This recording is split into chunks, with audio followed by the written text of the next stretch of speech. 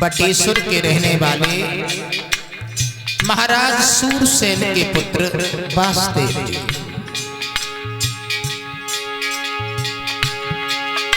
एक पत्र लिखा और उस पत्र में क्या लिखा?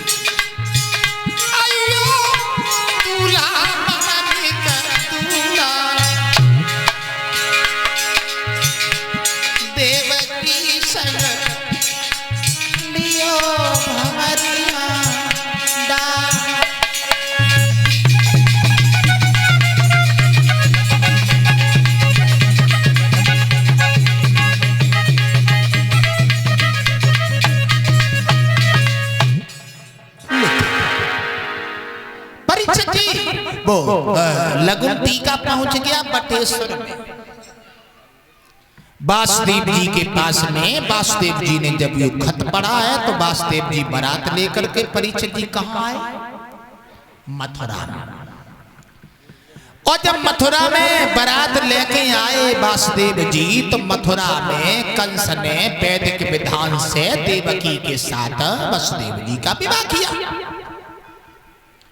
माताओं, एक बात तुम्हें और बताएं, देवकी के साथ में वसुदेव जी का पाणिग्रह संस्कार होता है। और जब वासुदेव जी और देवकी के साथ में परीक्षित जी बटेश्वर को चले हैं तो देवकी की जब विदा हुई है, आप लोगों ने देखा होगा कि जब बेटियां ससुराल को जाती हैं तो हमारी बहनाएं बहुत रोती हैं। माफी चाहेंगे? आप लोगों ने लड़कियां ही रोती हुई देखी होगी, हमने एक जगह लड़का रोता हुआ देखा। तुम हंस रहे हो, हम सही कह रहे हैं। लड़की की विदा भाई तो लड़की रोई, और जब लड़की रोई तो लड़की के संग में लड़के रोने लगो। लड़का से पूछी गई तुम काहे रोई? लड़का बोलो जा काहे रोई? अब लड़की बोली हम तो जासो रोई, हमारे तो अम्मा दादा छुट रहे। लड़का बोलो तुम्हारे माता पिता छुट रहे तासो तुम रोए रही हो, और अब ऐसे हम जासो रो लगे कि 2 महीने बाद तेरे पीछे हमें अपने छोड़ने पड़े। सही बात है ना? अब तो शादी होके आती है तो कुछ समय ही परीक्षित जी पत्नी की सास ससुर की निभती है, थोड़े दिनों के बाद में बंटवारा हो जाता है ना? देखो आपने परीक्षित जी लड़का और लड़की जो है, एक दिन हमने परीक्षित जी एक मैसेज पढ़ो। एक बूढ़े बुजुर्ग अपना हाथ डोकरी के हाथ पे धरे और जकात डोकरी, पहले हम तुम अकेले आते अब हम अकेले ही हो गए। तो डोकरी पूछी मतलब का, बोले मतलब का जब शादी ना है शादी हो के आई थी तब हम अकेले ही आते, और बाल बच्चा भाई अब हम अकेले हो। तो हमने देखो मैं तो का जो डोकर बोले सुनो डोकरी, बिटिया आती दमाद ले गए और लड़का आते से बहू ले गए, तेरे बार लगी जाए, अब हम तो अकेले ही हो। तो कहवे को मतलब जू है कि परिचय जी कुछ दिन तक तो साजन काम अब चल तो है लेकिन थोड़ी देना चाहते।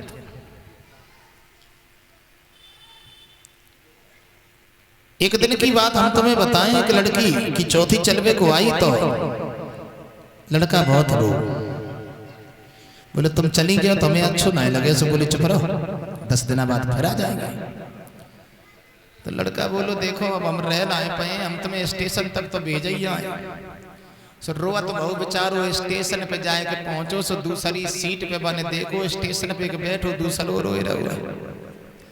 बाने पूछी भैया तू काहे रोवत बाने की, तू काहे रोवत बाने की, हम तो जा सरुवत हमारी तो पत्नी इंटरसिटी ते घरे जाए रही, वो बोलो तेरी जाए रही तू ता सरुवत, हमारी पैसेंजर तो ज्वालामुखी आए रही हम ता सरुवत। मुसीबत की बात। देवकी परिचिति चली है तो देवकी को देवकी की मां ने समझाया और एक बात कही, देखो देवकी तुम ससुराल में जा रही हो लेकिन कुल की मर्यादा का उल्लंघन नहीं करना। देवकी सास ससुर पति की सेवा करना, कभी झगड़ना नहीं और कभी रूठ करके कभी गुस्सा हो करके मेरे पास नहीं आना। आजकल माताओं कम से कम 80% घर इसी बात पर टूट रहे हैं, तलाक हो रहा है। आज की डेट में शादी हो के जाते हैं मुश्किल से 1 साल नाइट कटते तलाक हो जाते। तलाक का कारण क्या है? लड़की की अम्मा। जो लड़की अपनी अम्मा से ऑनलाइन फोन से कोचिंग शुरू करेगी, फोन ज्यादा करेगी, उस लड़की का घर कभी उसकी मां बनने नहीं देगी। याद रखना मेरी बहनाओं, ससुराल में जाकर के अपनी मां से उतनी ही बात करना जितनी जरूरतमंद हो, क्योंकि तुम्हारा मायके में सब कुछ था फिर कुछ नहीं रहा। जो तुम्हारा मायका था वो बात दूराइया बन के रह गया। शादी होने के बाद अपनी अम्मा से 5000 रुपए मांगना तो तुम्हारी अम्मा थोड़े दिनों के लिए उधार देगी फिर वापस ले लेगी, क्योंकि बेटी तुम्हारा घर था वो घर नहीं, और जहां पर कुछ नहीं था वो तुम्हारा घर बन गया। मायके में तुम्हें कितना भी सुख मिला हो लेकिन ससुराल में अगर दुख भी मिलता है तो दुख को काट लेना ये हमारी बेटियों का धर्म है, हमारी बेटियों का धर्म है। तुम्हारे पति के ऊपर गरीबी है, लाचारी है, मुसीबत है बहनाओं, तो सुख दुख में जीवन काट लेना। कभी अपने पति की शिकायत अपने मायके में अपने भैया भौजाई से मत करना। कभी भी अपने भैया भौजाई की धौंस अपने पति सास ससुर को मत देना, क्योंकि वो घर कभी चलने वाला नहीं है। हाथ में कंगन बांधा जाता है, देखा आप लोगों ने, चाहे अमीर की बेटी की शादी हो चाहे गरीब की बेटी की शादी हो, लोहे के छले के अलावा सोने का छला कोई नहीं बांधता, देखा हो तो बताओ। लोहे का छला बांधते सब लोग, क्यों बांधते हैं? लोहे का छला कहता है बहन तेरे पति के ऊपर अगर गरीबी आ जाए, सोने के आभूषण अगर बनवाए ना पाए तो लोहे के छले पहन लेना, लेकिन उस पति को दुखी नहीं करना। आम का पत्ता कहता है बहन पति के ऊपर गरीबी आ जाए, खाने के लिए अगर भोजन ना बने तो वृक्षों के पत्ते खा लेना, लेकिन पति को दुखी नहीं करना। फटा हुआ कंबल का टुकड़ा कहता है बहन अगर तुम्हारे घर में गरीबी है, कंबल नहीं ले आ पाता है तो फटे हुए कंबल के टुकड़े ओढ़ लेना, कभी पति को दुखी नहीं करना। गरीबी और अमीरी ये जीवन के दो पहलू होते हैं बहनाऊ। आज गरीबी है तो गरीबी के पीछे अमीरी भी लगी हुई है। कभी भी अपने ससुराली जनों को, अपने सास और ससुर को, अपने पति को कभी दुखी नहीं करना, क्योंकि कोई पता नहीं है समय का बंधन किसके ऊपर बन जाए। मैं अपनी माताओं से एक निवेदन करना चाहूंगा, अपनी बेटियों को उतनी शिक्षा देना जो बेटी का घर बना सके। बेटी की घर बनाने की कोशिश करना, बेटी के घर बिगाड़ने में कोशिश कोई हाथ मत रखना, क्योंकि तुम्हारी बेटी के घर में, बेटी की किस्मत में जो था वो तुम्हें मिल गया। कोई पता नहीं है। बेटी जो होती है वो घर की लक्ष्मी होती है, वो घर की परिचय शक्ति होती है। आज देवकी जब चली है तो देवकी की मैया ने परिचय दी, देवकी को विदा किया है तो देवकी बुरी तरह से रोने लगी और कहने लगी, मैया शादी के पहले ये सब कुछ मेरा था, लेकिन अब तू हमें घर से जुदा कर रही है। कभी कभी देवकी अपनी मैया की गलबहियां डाल के रोती है और कभी कभी परिचय दी अपने कंस की बाहों में बाहों डाल लेती। भैया आज तूने मुझे ऐसे घर से विदा कर दिया जैसे मैं कोई पराई हूं। और देवकी कहती है, भैया हे मां, 16 सावन बीत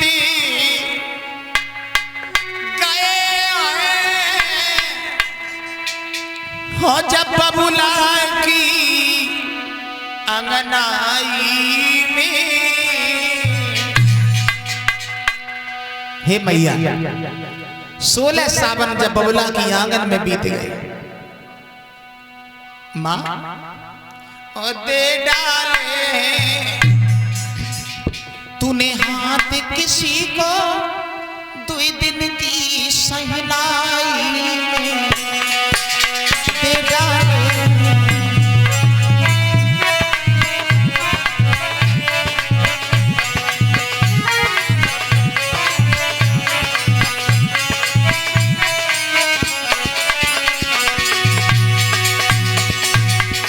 सुधीर, आज बिटिया बुरी तरह से रोती है और कहती है, मां शादी के पहले ये घर बार, ये परिवार सब हमारा था, लेकिन अब वीराना लगने लगा। तूने हमें 2 दिन की शहनाई में घर से जुदा कर दिया और कहा,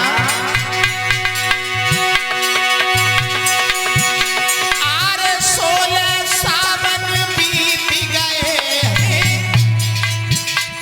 जब बबुला की अंगनाई में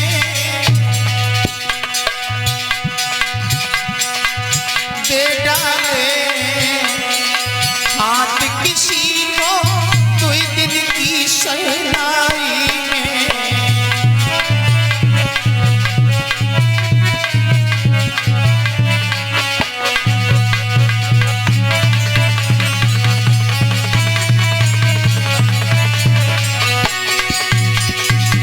और कहा,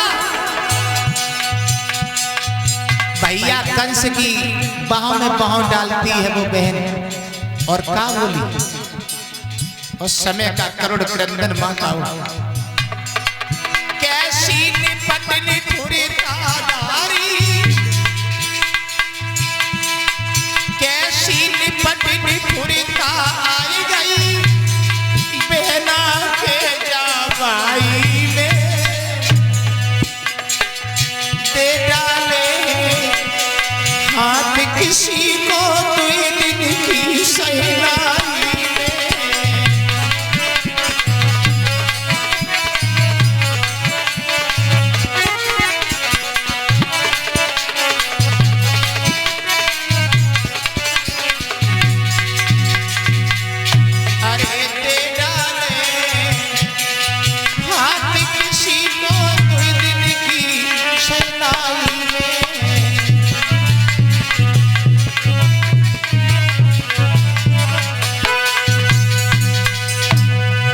देवकी परीक्षित जी चली है तो देवकी की सहेलियों ने देवकी को आशीर्वाद दिया और एक बात कही देवकी कि जा मेरी बहन तू रहे सुखारी, जा मेरी बहन तू रहे सुखारी।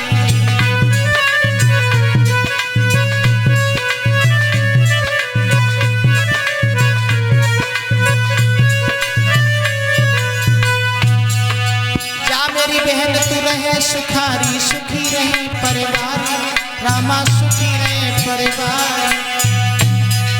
सारस जैसी जोड़ी तेरी सुखी रहा दोनों नर नारी, या मेरी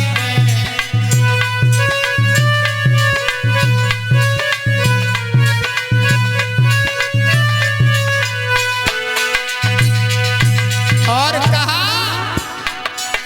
निष्दिन ध्यान पति को रखियो घर में सास तुम्हारी, रामा घर में सास तुम्हारी।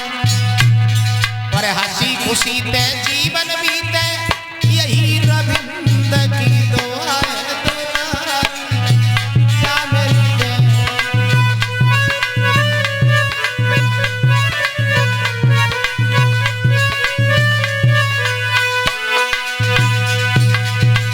लला टीटू। कुछ लड़कियां गीत गाने लगी।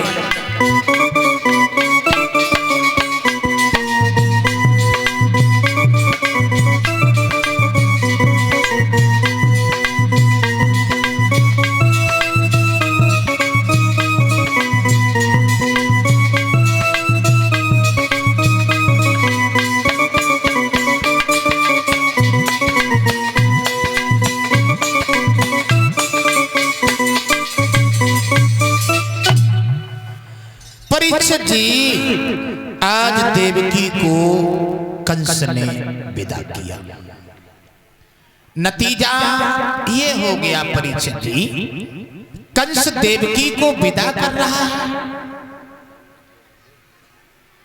आगे आगे वासुदेव और देवकी हैं और पीछे पीछे लला कंस जा रहा है।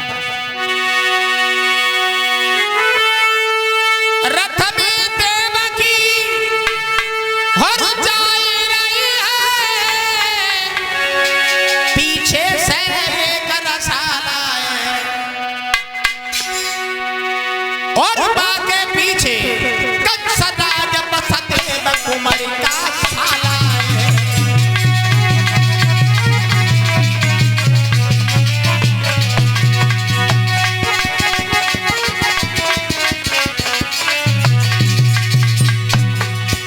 लला देवकी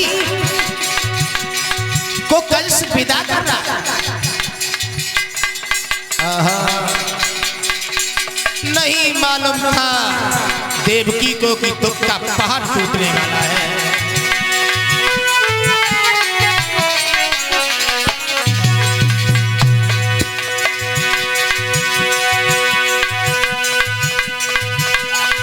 आकाशवाणी हुई, ओ कंस कंस मत भूल जरा, ये फूल फूल फूलाएगा। तेरी बहन के आत्मा तुझको ही धूल मिलाए।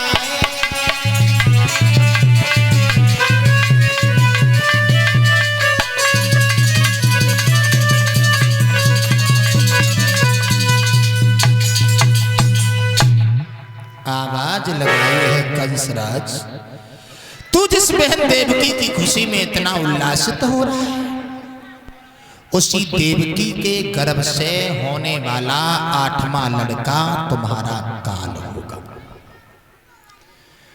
कंस ने परीक्षित जी आकाशवाणी सुनी, रथ को रोक दिया, देवकी के केसों को पकड़ा, पक्की चट्टान में पटक दिया। डाहिन, तेरे गर्भ से होने वाला लड़का हमारा काल होगा। बांसुरी नहीं रखेंगे तो बांसुरी बनेगी गायकी। देवकी कोई नहीं रखेंगे तो पुत्र पैदा कहां से हो जाएंगे। नंगी तलवार लेकर के देवकी को मारना चाहा तो परीक्षित जी वासुदेव जी ने उस तलवार को पकड़ लिया। कंसराज, तुम्हारी दुश्मनी बच्चों से है न देवकी से। मैं सत्य की कसम खाता हूं, एक एक बच्चा जो पैदा होगा मैं तुम्हारे पास ले आऊंगा। तुम उसे मार देना या छोड़ देना। बहनाओ याद रखना, कंस ने एक बात कही, देखो बहनों इस साप तुम बटेश्वर के लिए नहीं जाओगे, कहां रहेंगे। जल्लादो